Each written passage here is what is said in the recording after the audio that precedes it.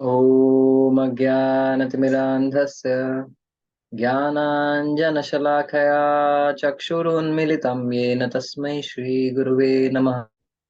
नमः ॐ विष्णुपादाय कृष्णप्रेष्ठाय भूतले श्रीमते भक्तिवेदान्तस्वामिनिति नामिने। नमस्ते सरस्वतीदेवे गौरवाणी प्रचारिणे निर्विशेषशून्यवादी पाश्चात्यदेशतारिणे। जय श्री कृष्ण चैतन्य प्रभु नित्यानंदा श्री अद्वैत गदाधर श्रीवासादि गौर भक्त वृंद। हरे कृष्ण कृष्ण कृष्ण हरे हरे, हरे Ram Ram Ram Hare Hare.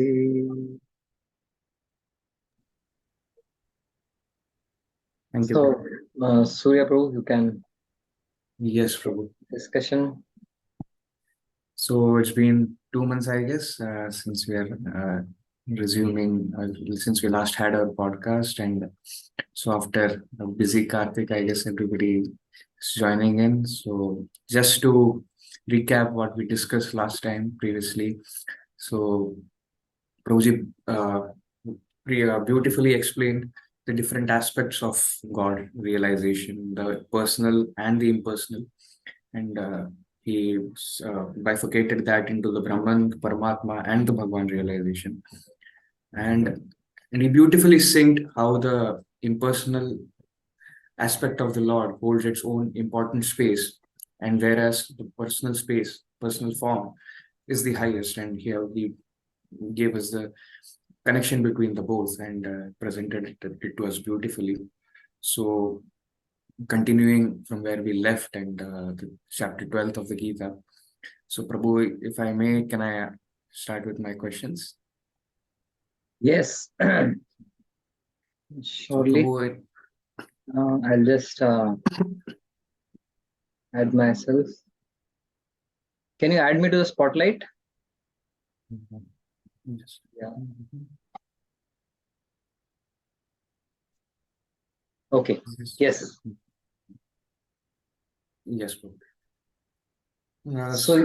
So yeah, as you described, we began with the 12th chapter of the Gita, and uh, as the beginning of the 12th chapter, Krishna talks about klesho adiktarastesham taya aparita chetasam, that how the personal aspect of Lord and impersonal aspect, they are both aspects of the absolute truth.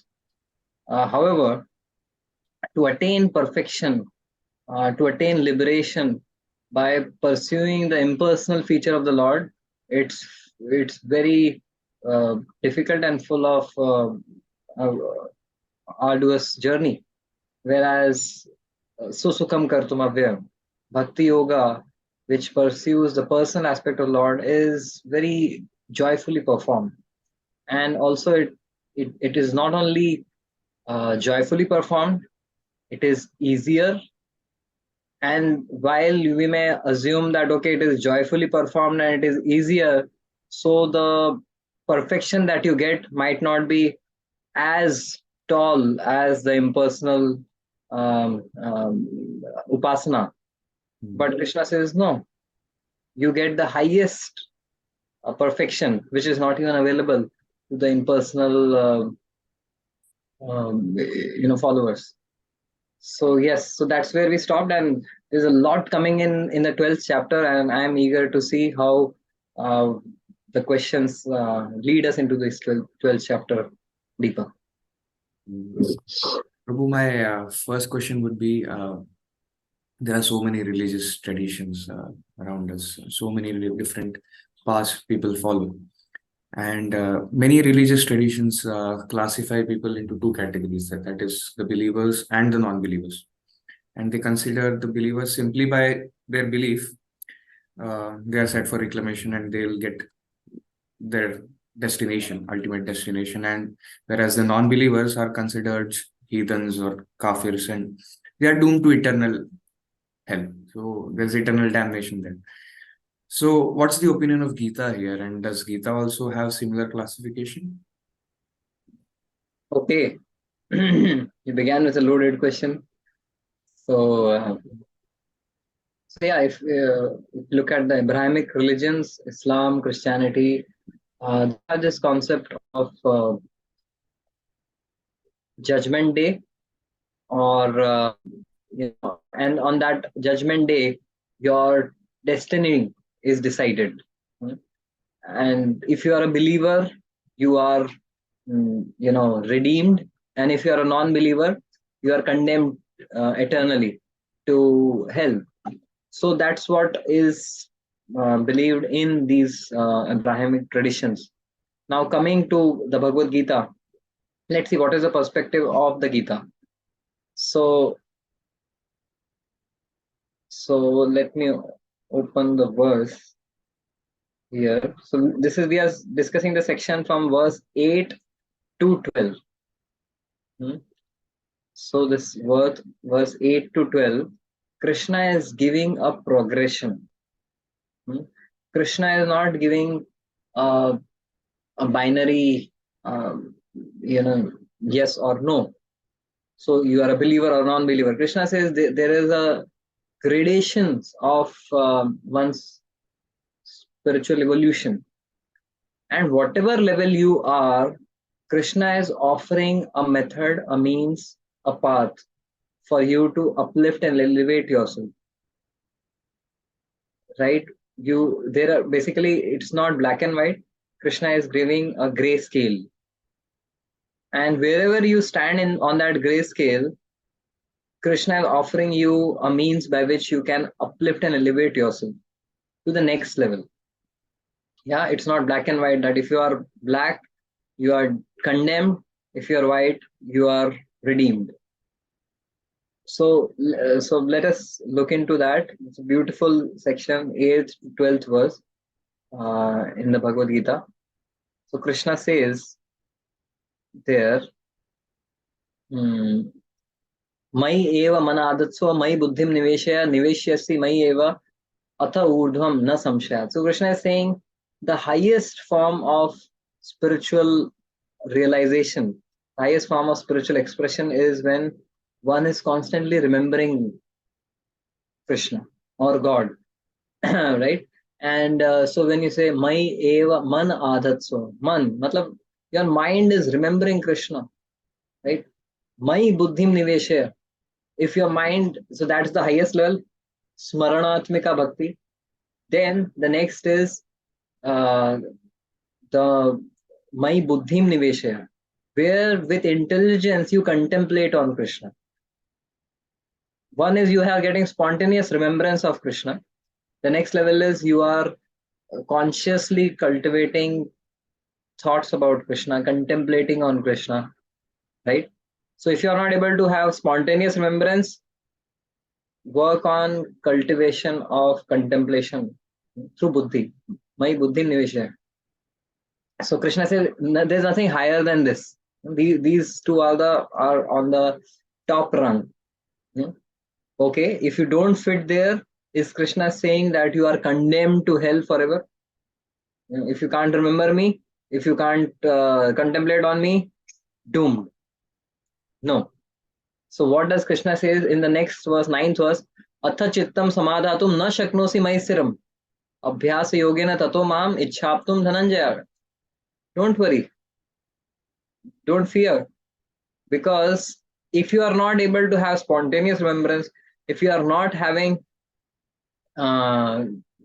contemplation on me, don't worry. Abhyasa yogena. Practice fixing your mind on me through sadhana bhakti, right? Where we bring our mind again and again to Krishna while our mind is eager to gravitate towards objects of the senses, right? So Krishna says, fear not, you still have a chance. And then someone may say, oh, this sadhana bhakti, this difficult practice of disciplining my mind might not work for me. Krishna says, abhyase api asamarthosi mat karma paramo bhava. If you are not able to engage in sadhana bhakti of hearing and chanting and bringing your mind on the holy name and pastimes of the Lord, Katha of the Lord, no problem. Mat karma paramo. Engage in some service unto me. Uh, Sweep the temple floor, serve prasadam, engage in physical acts of service to the Lord. And okay, garden the temple of the Lord. Do gardening for the temple of the Lord, right? In indirect ways, you start engaging yourself in devotional service.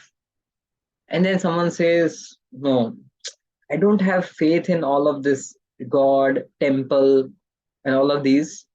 I'm not a spiritual person at all. I am a non-believer, and I'm telling it on face. So Krishna says, oh, no problem. I still accept you and accommodate you. I'm not going to reject you just because you are rejecting me. Krishna accommodates even those who do not accommodate him, right? So what does Krishna say in the next verse? अथैतदपि अशक्तोऽसि कर्तुं यम मद योगम आश्रितः सर्वकर्म फलत्यागम ततः गुरु यतात्मवात्. अथैतद अपि अशक्तोऽसि. Even if you are unable to do this, even if you don't have faith in me, don't fear. Still, I'll accept you. Sarva karma phalatyaga. At least become selfless.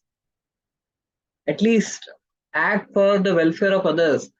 Do some charity, do some philanthropic work, care for the pains and suffering of others, serve the needy and the poor, educate the illiterate.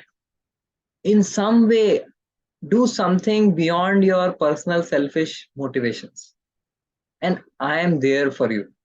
I'm not going to condemn you just because you don't believe in me, just because you reject me. I'm not going to reject you. So that's what is the stand of Krishna. Isn't it quite accommodative? Isn't it quite welcoming and pleasing? Yes, Surya Prabhu? Yes, Prabhu, it's definitely very hope-giving perspective of Gita. Yeah, so I would like to add some more thoughts here. So you see, now Gita, on one hand, Bhagavad Gita is giving such a broad umbrella. But on the other hand, we are seeing that these other traditions, they sometimes tend to be so rigid about the followership. If you accept us, you are there. If you don't, you are doomed. Right? So where does this come from? So let us unpack it for the sake of better understanding. So the Rig Veda says, Ekam Sat Vipra Bahuda Vajanti. The absolute truth has to be one. But different men, as per their disposition, as per their mentality, as per their evolution, they approach and call it differently. So the absolute truth remains one for everyone, whether one believes in God or Allah or Krishna.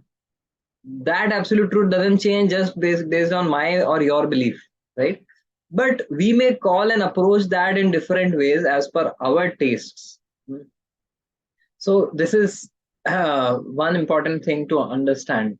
Otherwise, we will make religion a divisive force instead of a unifying force. So if we don't have this common understanding that ultimately all of us in different regions of the world, in different traditions and religious systems, we are approaching the same absolute truth, whom we may call by a different name, but ultimately we are approaching the cause of all causes, the source of everyone, the well-wishing friend of everyone, that supreme God. So that is something we should keep in mind. And then secondly, why is it that the Abrahamic traditions, they reject this? They have this idea of believer and non-believer, and then if you are a believer, you are redeemed, and if you are a non-believer, you are condemned. Why such rigidity? Why such harshness? That if you don't believe, get lost. We don't care. So doesn't it sound a bit harsh? So basically, there's a philosophical divergence, which is causing this kind of a difference in approach of Gita and that of Abrahamic traditions. So the Abrahamic religions by default they reject the idea of reincarnation. So the idea of reincarnation means that we are born again. We have a past life and we have a future life, right? And we go through a journey in our different successive lives based on the karma and activity that we do in this life, right? So that is understanding of reincarnation. Now what happens is these Abrahamic traditions they inherently have this concept of doomsday or judgment day, right? Which basically is the day when once and for all you are judged and you are you are given a destination. That's a one time event that happens, right? In which all your life's activities are judged, your faith is judged, and then you are either condemned or you are redeemed, right? So if in case there's a reincarnation, then you are judged based on which life? The last one, or this life, or the one previous to that. And then when does the judgment day come, right? Because we keep on taking births again and again. So because of this contradiction, because if you accept reincarnation, you are at loggerheads with the judgment day. कि किस basis पे judge करेगा, कौन सी life को judge करेगा, right? So therefore they shun it off. They shun reincarnation out of the picture, and they have the idea that you have only one life, and in this life, if you adhere and believe in our tradition, in either Islam or for a Christian in Christianity, then you are redeemed. Else, you are judged and you are later given a destination, right? So but we should so what we are discussing in these discussions, it's not to prove something as higher or lower. We are just trying to see different perspectives philosophically. If you see, if you try to understand what should be having greater value and power, our choice and our belief, or God's mercy. Just because I chose to be worshipping an idol, this is my choice, and we are all flawed and full of faults. With all my faults, if I make a wrong choice, does it mean that God will condemn me to eternal hell, right? Which means that God's mercy doesn't overpower my faulty choices, right? So logically speaking, I would like to request our audience, which should be assigned greater power, my choice or God's mercy, my belief or God's mercy? Yeah, most of you feel that yes, God's mercy should be greater because God is greater than us. God has no faults. We are full of faults. God is compassionate. We are fallen. Right. So with all of this understanding, it's hard to believe that just because I tend to make a wrong choice, God will be unkind towards me. And if you look at Vedic histories, there are examples. There are hundreds of examples. They are filled with examples of sinners who became great saints. either in this life or in next life.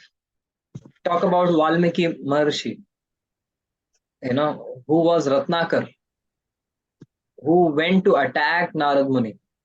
What to speak of God's mercy, a devotee's mercy is greater than our faulty beliefs and choices, right? So he was redeemed. He was asked to chant Mara Mara Mara. He was effectively chanting Ram Ram Ram, and he got his heart purified, because we cannot be expected to make the right choices with polluted hearts, right? Is it my business? Do I have the power that I will purify my heart and then I will make the right choice? What power do I have to fight with my misgivings and anarthas? Unless God's mercy descends, I am bound, I am destined to make the wrong choices, to be full of faults, right? So yeah, we look at life of Prahlad Maharaj, the previous life. Prahlad is considered as a great Mahabhagavata, greatest devotee of the Lord, for whom God chose to appear in the form of a half man, half lion. But flashback, and you see the previous life of Prahlad is a person who was enamored by a prostitute, and when he could not find any suitable place, he found a forsaken temple in the middle of a forest to enjoy with that prostitute, and he swept that temple, so that the prostitute will have a nice atmosphere. But it happened to be a temple of Vishnu, and Lord Vishnu just saw that, okay, he swept my temple, and he actually showered his mercy upon him, and then in the next life he becomes Prahlad. So we may have all the wrong choices and beliefs, but God's mercy should and will always be greater than our fallacies and our choices. And then finally, if you look at the sequence of verses here, from the 8th to 11th verse, Krishna is not actually defining the ladder of spiritual evolution based on belief. Belief is not a criteria. Unless we transform our belief into our being, unless we transform our belief into our living and practice, that belief doesn't hold much value for Krishna. So what Krishna is saying, okay, you have some faith, you have belief in me. If you don't have belief, do some philanthropic activity. Don't remain on the selfish platform. Okay, if you have belief in me, engage in sadhana bhakti, which means that put your belief into practice. Right? You believe in me, but what are you doing about it? Just telling that, showing a certificate, showing an ID card, कि मेरे पास belief है, मुझे pass कर दो, नहीं चलेगा. If you believe in me, you should show by your actions. You should not just be lip service. You should endeavor to purify your heart. You should endeavor to live your belief, which means you prioritize me in your life. You chant the holy names, and then it also, Krishna is not happy just to leave it at practice level. Krishna says, I am not going to take you unless you perfect it. Just by saying you believe and just by doing some superficial acts of sadhana, no, it has to percolate and penetrate into contemplation, and that contemplation has to result in realization, which means smaran. Unless you constantly think of Krishna, unless you are always Krishna conscious, every thought that you have, it goes to the level of the thought, not just belief. Because belief, if you are put under the gun, you can as well say anything. I believe in this, I believe in that, छोड़ दे भाई मुझे, मैं जो कहूँगा सच कहूँगा, right? But real one's real faith is judged based on the thoughts. So that's where Krishna takes it to, transform your belief into realization and remembrance. So does it give a perspective and an all-round view of Indeed, this Prabhu. discussion? Yes, Prabhu. It not only gives a lot of perspective, but a lot of hope as well. You enlightened the path and how the path should be, and there's hope for everybody in it, even the non-believers as well, as they mention it. So a person, Prabhu, might consider ये सब confusion में मुझे पढ़ना ही नहीं है, मैं religious नहीं होना है, spiritual नहीं होना है, just my morals and my values, I'll guide my life through that. So who is better, someone who is moral but not spiritually inclined, or someone who is spiritual and religious but is very immoral? And is it even possible to be moral without being spiritual? Okay. So आप बोल रहे हैं इतना confusion है ये सब spirituality में, तो छोड़ो यार, बस मॉरल रहेंगे, अच्छे रहेंगे, हाँ. So being at the level what Krishna said, that just karma phala tyaga, give up selfish activities, do something for sake of selflessness. तो बस थोड़ा सेल्फलेस रहें, मॉरल रहें, उतना ही काफी है क्या? So actually you spoke of two types of people. One is moral but not spiritual, another is spiritual but immoral. So and then the question appears to say that which one is better? Actually both of them need help. So we are not here to condemn one and glorify other कि भाई छोड़ो ये morality spirituality है तो बस बाकी सब का कोई वैल्यू नहीं है, और we are just here to say that moral हो गए तो spiritual होने की क्या जरूरत है? आपको आम मिल रहे हैं तो आप गुठलियां क्यों गिन रहे हो? Right?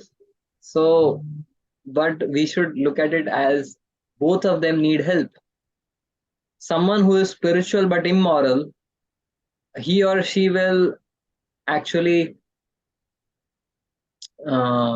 dampen their speed by their immoral behavior.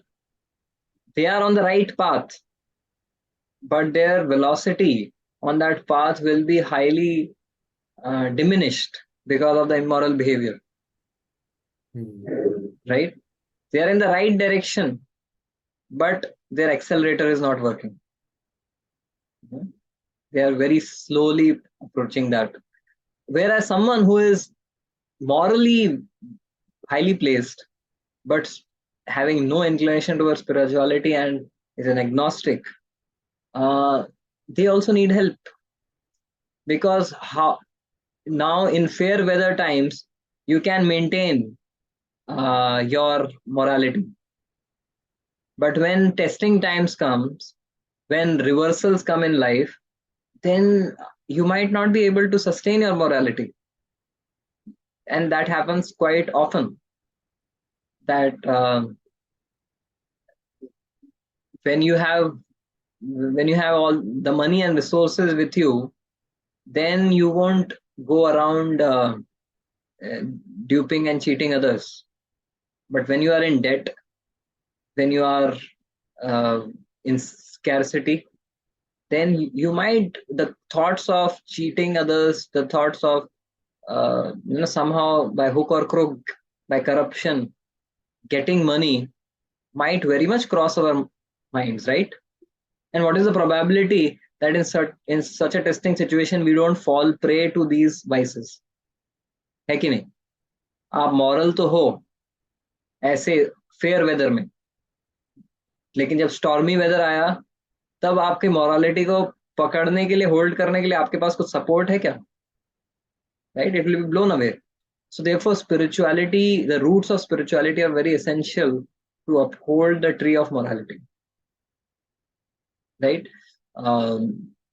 And the path of bhakti works inside out, which means that you develop devotion and bhakti within yourself, and morality will automatically, gradually manifest in your character, in your personality, as you are working on your devotion. Right? It is a byproduct. So morality is a byproduct of bhakti and spirituality. It's not a replacement for spirituality. Yeah. Whereas someone who is moral is already very good. If he just adds bhakti, if he just adds spirituality, then they will get the strength to maintain that morality even in testing times. तो है ना, दोनों के लिए win win situation. जिसके पास morality है वो थोड़ा स्पिरिचुअलिटी ऐड कर ले तो सस्टेनेबल बन जाएगा उसका morality. And if someone has spirituality but no morality, and Vedpriya is asking what do we mean by immoral in spirituality?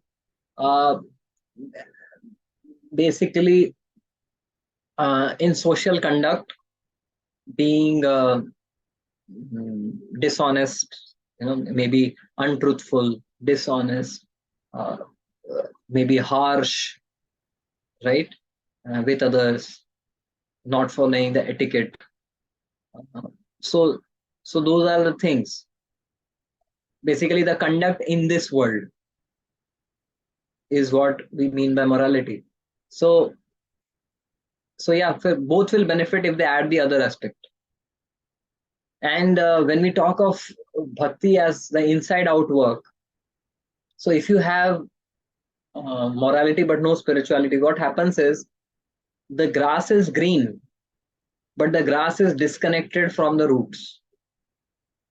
हरी घास है, लेकिन अगर उसको उखाड़ दिया है उसकी जमीन से, कितने दिन तक वो हरी रहेगी? तेज धूप लगेगी ना, बहुत जल्दी वो जल जाएगी. राइट. तो वही मैं बोल रहा हूँ, फेयर वेदर में हरी, फ्रिज में रखोगे हरी घास हरी रहेगी, बाहर धूप में रखो बहुत जल्दी सूख जाएगी, जल जाएगी. So therefore we need to have the roots connected to spirituality, and then our morality will be sustainable.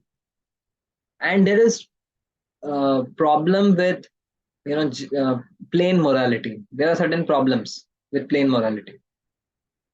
What is the problem? The first problem is who determines what is moral and what is immoral, what is right and what is wrong. ये कौन determine करता है? ये बड़ी समस्या है. क्योंकि क्या होता है, many times morality is determined, what is right and wrong is determined by popular opinion. लोग क्या कहते हैं सब, based on that we decide our government. What is the public opinion determines the who becomes our social media influencer, right, whom we follow, right, and whom we kind of model our life based on.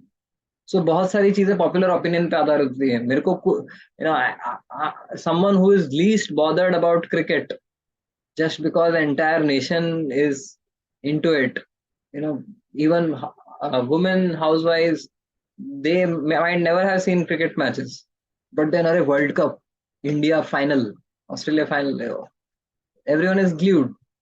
So what happens? Popular opinion often influences what should be done, what should not be done. But kaisa hai, many times it can be flawed. Example, if you go and ask in a class, if a teacher comes and asks in the class, so should we have class tomorrow or would you like to bunk? What do you expect? What would be the popular opinion? Yes, Surya Prabhu. Yeah, the second. Naturally, the second. Bunk. Sir बिना class attend किए बिना paper लिखे number दे दो, हमारा तो ये popular opinion. But is it helpful for the students? If the parents ask, बच्चों पूरा दिन खेलना चाहोगे या 2 घंटा पढ़ना भी चाहोगे? So children in the family, what are they going to say? Are they going to say नहीं हम तो 2-4 घंटा अपने आप पढ़ेंगे? They, by natural tendency, that's what they consider, right? So many times morality is determined by what others say, what popular opinion is, but that is many times flawed, right? Secondly, moral codes are often made by laws are often made by people with power and position, right? And many times they are having their vested interests, hmm, to make laws in such a way that the rich remain rich and the poor become poorer, right? How many times have we seen that the business houses, the corporates, they are in many ways influencing the policy decisions. They are in many ways influencing the legislature, influencing the judiciary. Is it not? Right? So one example of this is in America, even after so many mass shootouts, still they have trouble banning gun licensing. Why? Because there's an entire cartel of ammunition producing factories, right? Which cropped up with the during the Cold War period, and now they have all of these ammunition factories. They need to earn money. So gun licensing, oh, this is essential for our security and safety of our citizens. So even if you have 10 children being shot every day on average in America, you can't ban it. You can't do away with the licensing because these ammunition companies will suffer. And so, by corruption and bribery, they will bribe the legislature and the judiciary, right? And why do you think like this is something which is may not be proven, but then there are links. There are actually people who say that America has been engaging in so many wars in different fronts: Iraq war, Afghanistan war, and now Ukraine war, now with Israel. So somewhere this this has also been stoked by all of these ammunition companies, who are producing so much and they want to sell it. So if America is not engaged in conflicts and wars, how will their ammunition be sold? How will they make money? Right? So so they are becoming rich at the cost of war. So now is having that a certain war moral or immoral? Many times it is determined by the vested interests of the powerful people, right? And morality, thirdly, is often is also devised as an optimal policy for mutual sense gratification. There is morality even among thieves, but ultimately it leads to uh, like doomsday for everyone. So what happens? एक बार तीन चोर थे. So these three thieves, they went for they entered the house of a very wealthy merchant, and they killed that merchant and stole all the wealth that he had, the bundles of cash, the gold, the jewelry. And then now they were hungry in the dead of the night, so they went to a forest, a, a, a, a forbidden place, and then now they thought, let us, all three of us have participated in this equally. तीनों ने risk लिया भाई. हाँ, तीनों को equal share मिलना चाहिए. हाँ बिल्कुल भाई, बराबर बोला तू, तीनों को बराबर बांटेंगे. So so one person said, but we are hungry, so we should go and get some food. So he was told, okay, you go and get food, the two of us will count the cash, and then once you come back we will share it. So the one who went to fetch the food, उसने सोचा, अरे ये पैसा बढ़ जाएगा, मेरे को कितना मिलेगा? 1/3 मिलेगा. What if I can get everything? He said, I will poison the food. He brought the food, but he poisoned the food. Now he didn't know that on the other side, the morality of these other two people. These two people were discussing. Now he has gone. You remember last time he had cheated us. So why not, actually both of us only share the entire treasure and we will murder him.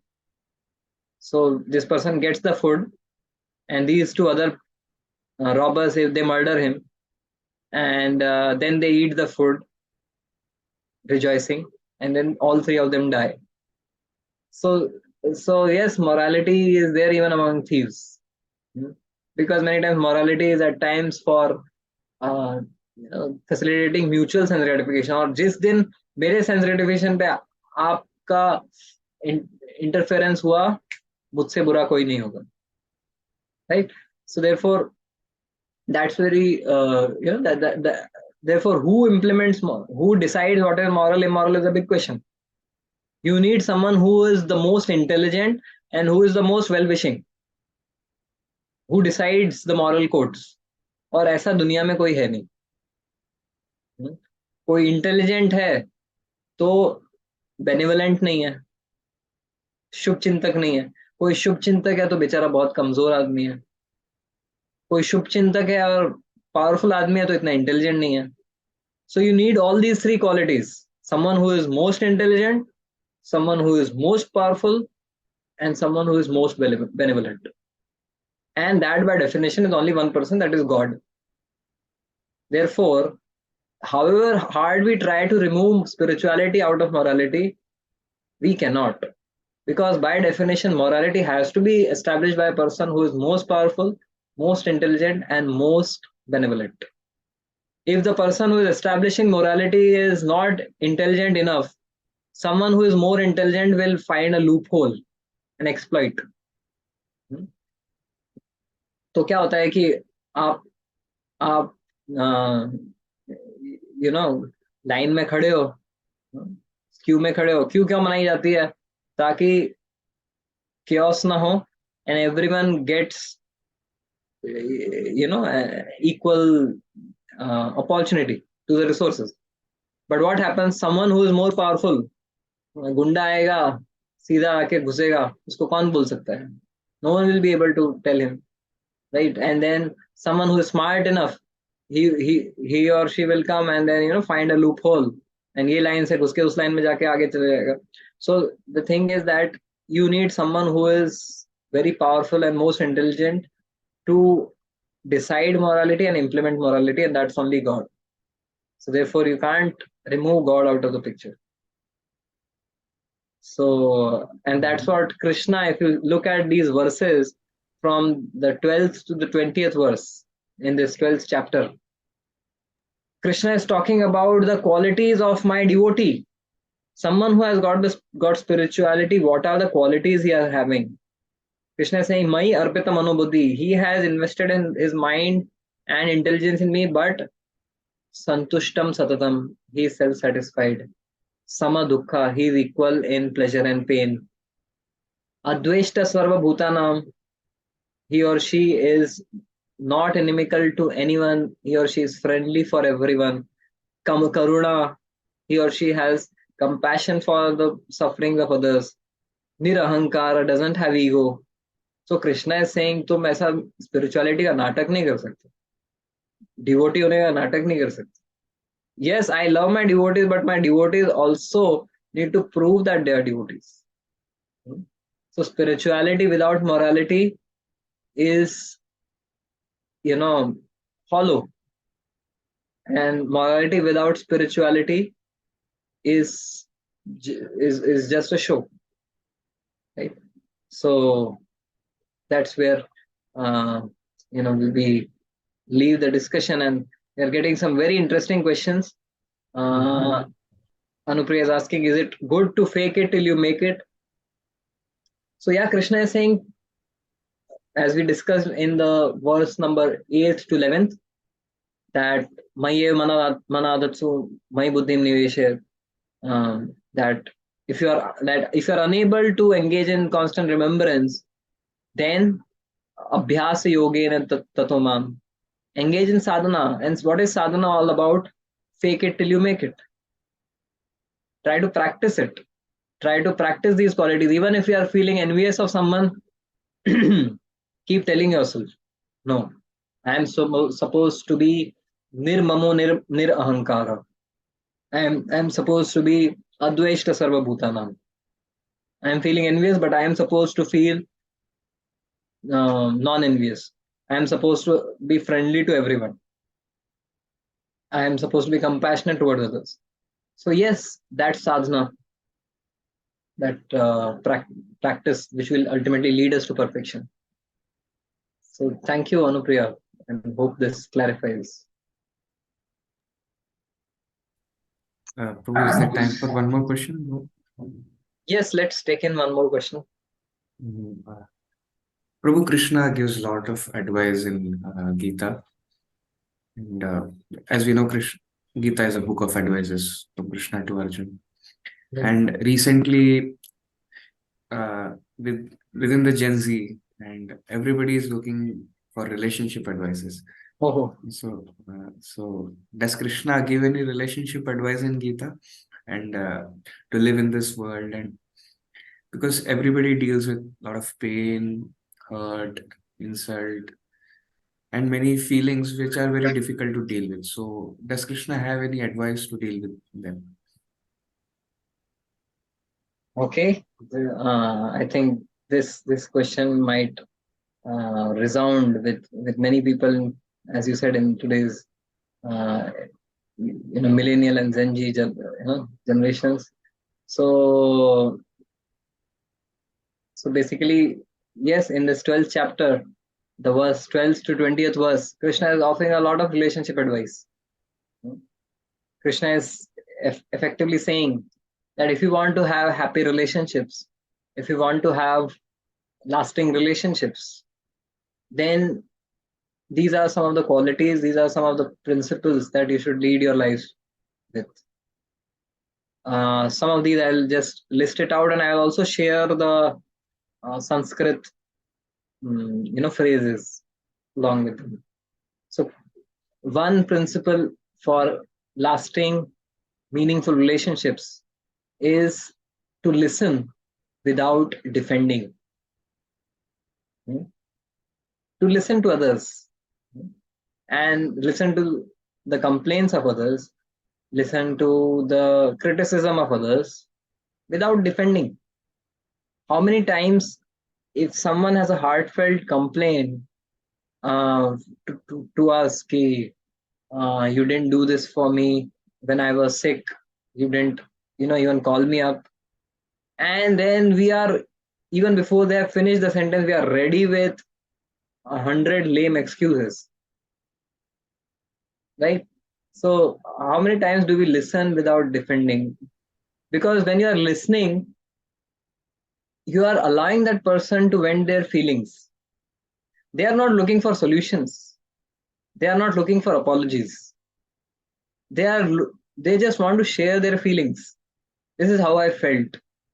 And because they care for you, and because you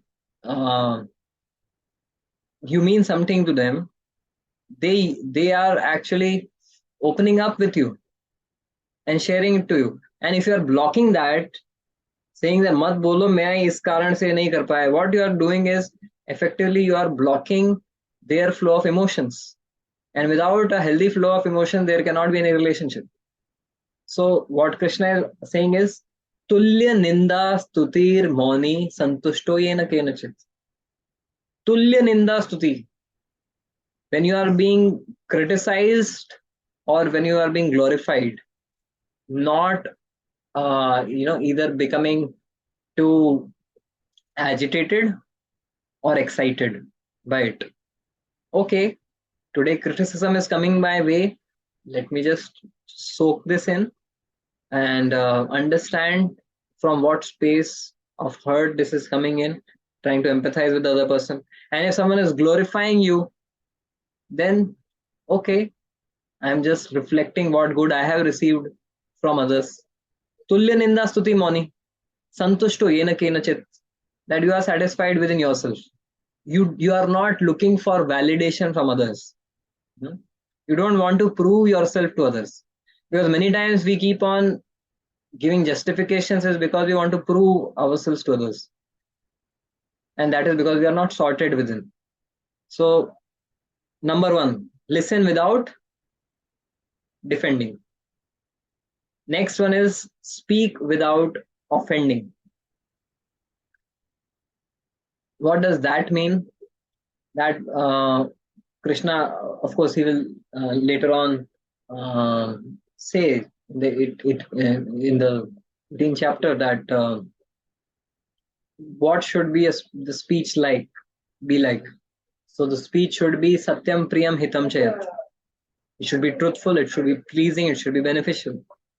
So whenever we are speaking something,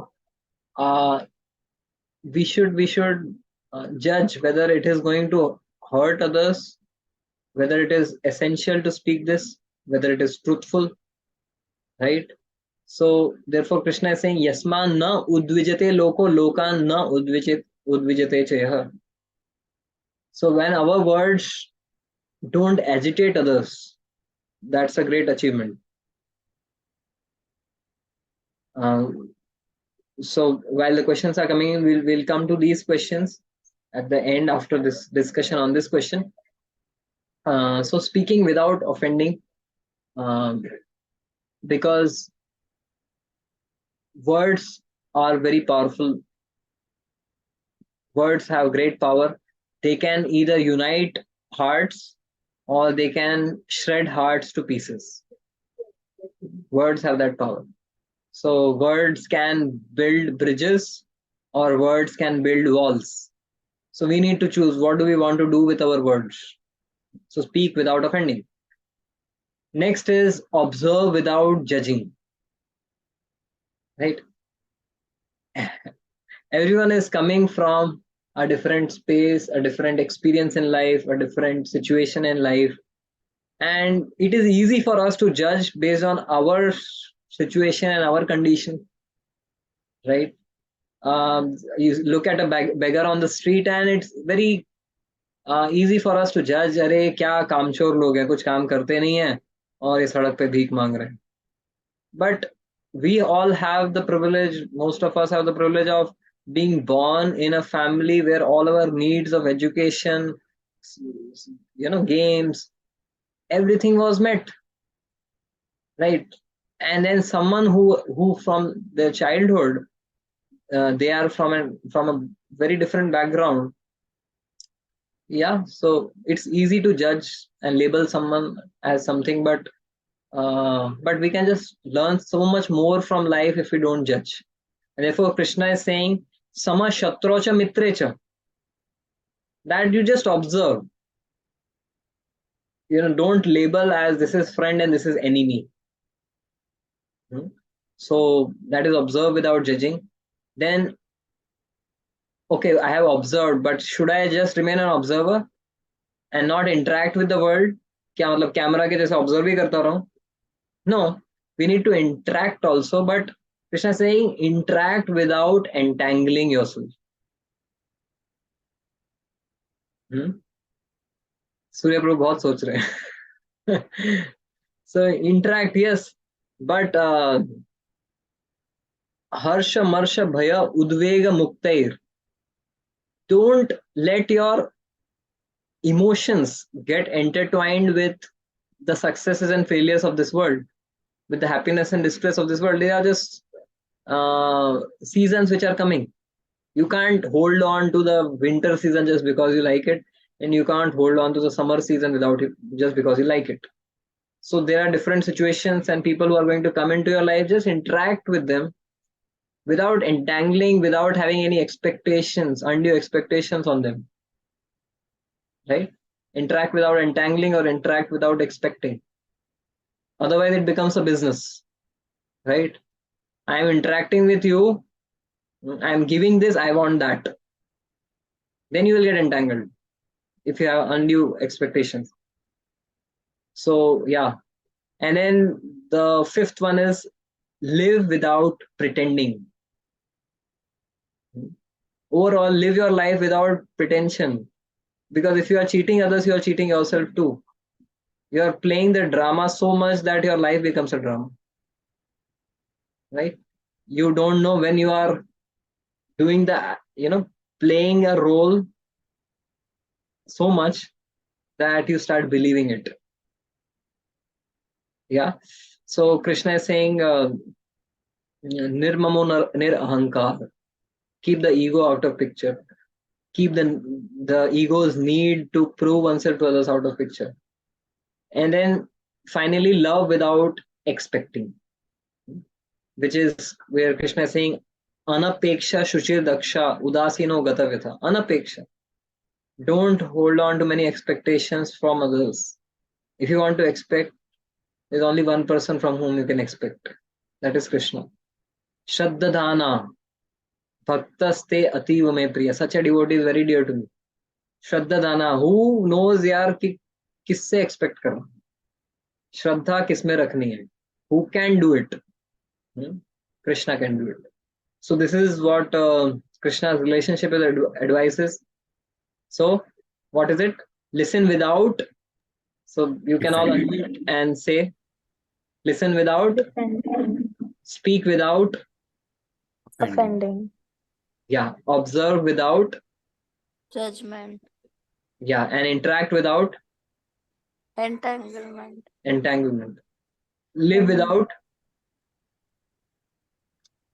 Expectations. No? live without pretending, Pretending. and love without Expectation. expecting. So this is Krishna's relationship advice, and I hope this this adds some value to It was our beautiful. relationships. It was beautiful. You made Sanskrit shlokas so simple and such easy to carry message, and I guess all the listeners of this podcast will benefit tremendously from this. Yeah. Just and Prabhu, you mentioned about loving without expecting. So Dr. Anupriya Savanji has also asked a question related to that. And can you throw some light on selflessness and how it comes from within? Yeah, I'm just plugging in. Yeah, sure. So the yes, the question is, can you repeat? Can you please throw some light on selflessness and how it comes from within? Basically, selflessness comes when we honestly observe the world and realize how petty and small we are.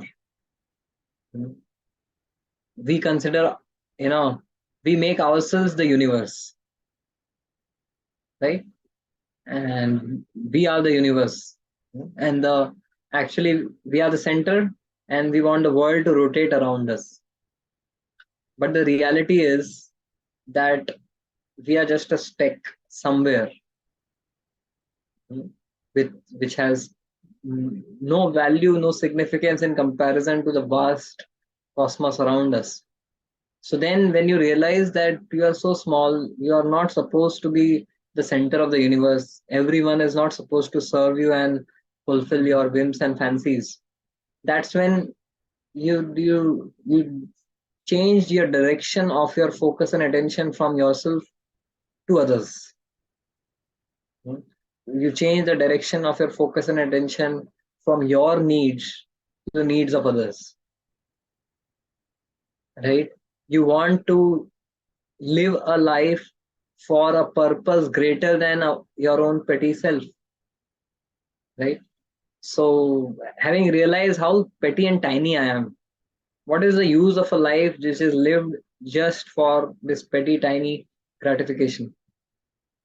Rather, there is much more satisfaction and sense of purpose when I live my life for a cause greater than my own petty self. And therefore, you'll find people who are motivated with selflessness. They can do great deeds, great achievements, even without being paid, even without being acknowledged and recognized. Whereas someone who is just living for their own glory, for them, they need to be recognized, acknowledged, and rewarded every step. Otherwise, they find they find it hard to sustain. Yeah. So selflessness is developed um, when we come to terms with reality. And then another thing is selflessness comes. Selflessness is when you understand what is true self. Hmm? Yeah, we are selfish, but for being selfish, also first let's understand what is self. And the real self is not the body, but the soul. The real self is not an enjoyer, but a servant. So if you want to be selfish, also with the understanding of what the true self is, we actually will end up being selfless. Because as a spirit soul, our selfishness is to serve Krishna. Our selfishness, and our real interest is in serving, not in exploiting. So, does that answer your question, Anupriya? Okay, does that lead to self-negligence? So selfish. So when we try to become selfless, does it mean self-negligence on one's own self? Yeah. Again, if we don't understand what is the true self, that selfishness might lead to negligence of one's own self, right? Um, because the tendency is to go to extremes. Only myself and complete disregard and condemnation of others. That is one extreme. And when we realize there's so much frustration, we tend to go to the other extreme. To hell with myself, I just want to think about others, and at the cost of being exploited by others, at the cost of burning out oneself, right?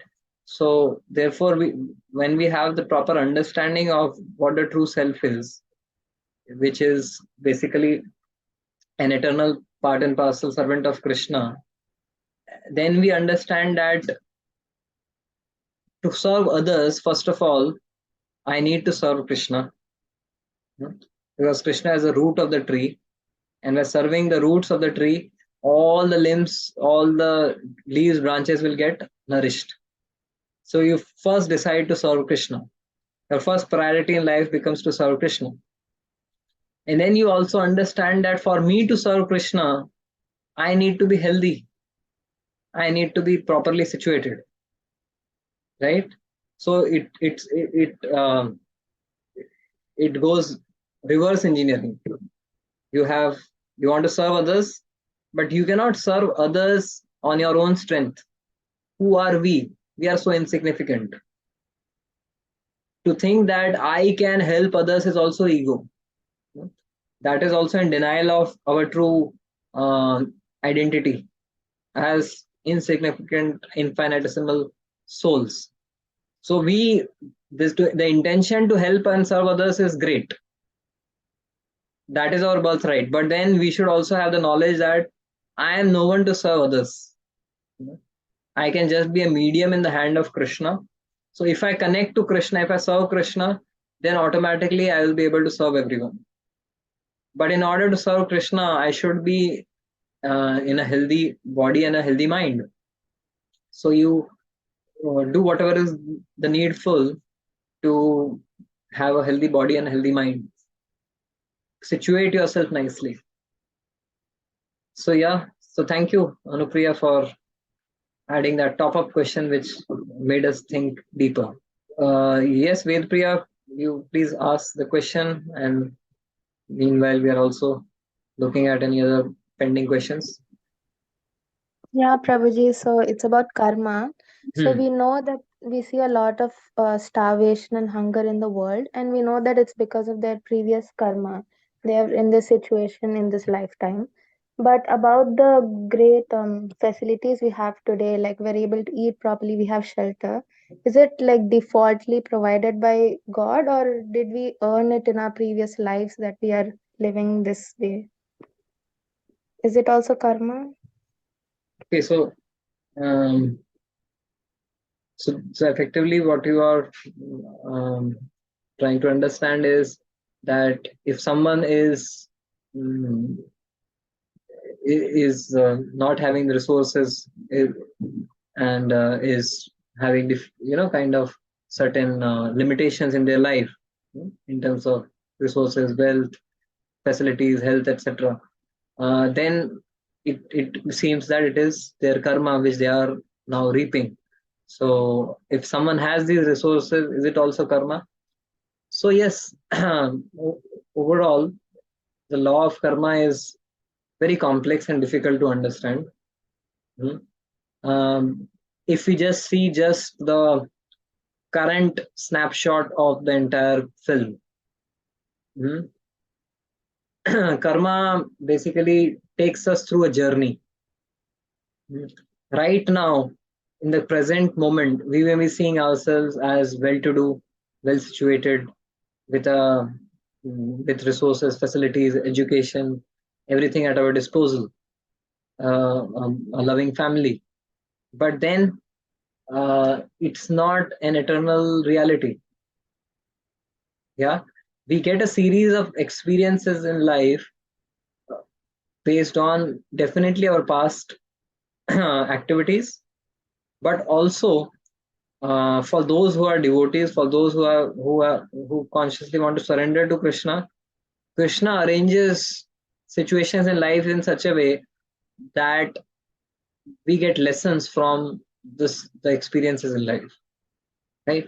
So for the Pandavas, if you say that, is it that the Pandavas were suffering because of their past karma? Doesn't look like.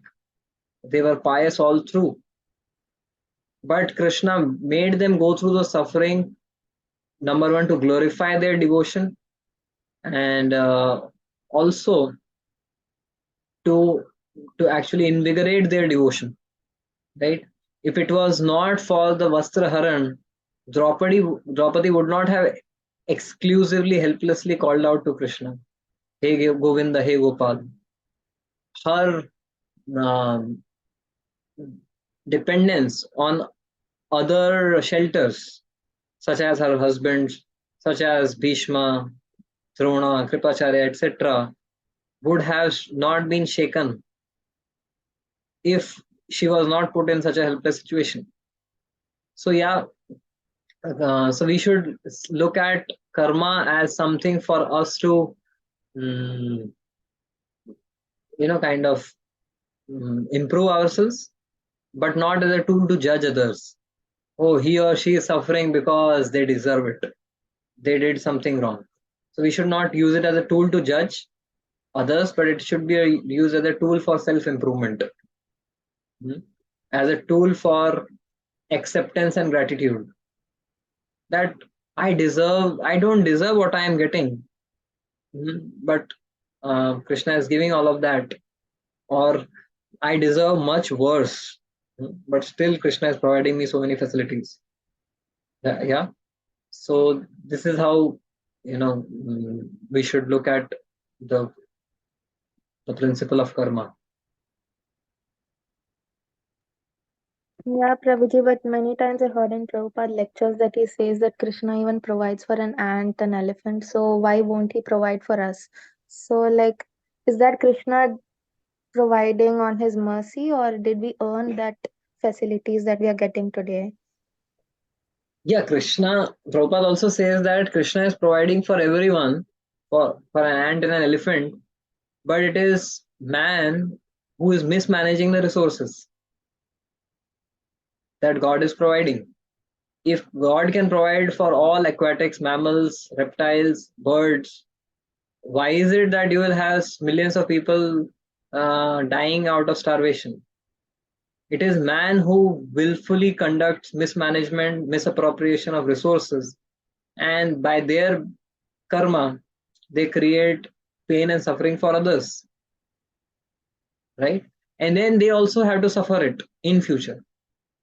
So God is willing to provide for everyone's needs, but as Mahatma Gandhi says, not even a single person's greed. So it's the greed which comes in the way of fulfilling people's need. So yes, God is ready to provide, even if you. So there are in the Bhagavatam there are examples of sages who were having ayachita vritti. Ayachita vritti, that they won't ask anyone for any food, but they have full faith that God will provide me to maintain my body. So yes, Ved Priya, does this make sense now? Yes, Prabhuji, it does. Thank you. Any follow-up thoughts on this? No, Prabhuji, not exactly. Thank you very much. Thank you. Okay, Thank you anyone very much, else Prabhu. would like to share anything or put across any thoughts? Please feel free. If not, then we can conclude today, and hopefully next week also we will convene the Yes, discussion. Prabhu. Thank you very much. After 2 months, it's been a really energetic podcast again. All the memories came back, and we missed this for past 2 months, and hopefully we continue like this for a really long time. Thank you very much, Prabhu. Thank you so much, Surya Prabhu, Yes, sir. and hoping to conduct it next week as well. And see you next week. Hare Krishna. Hare Krishna. Thank you very much. Ki Jai. So we'll Jai. begin with 13th chapter next week. Hare Krishna.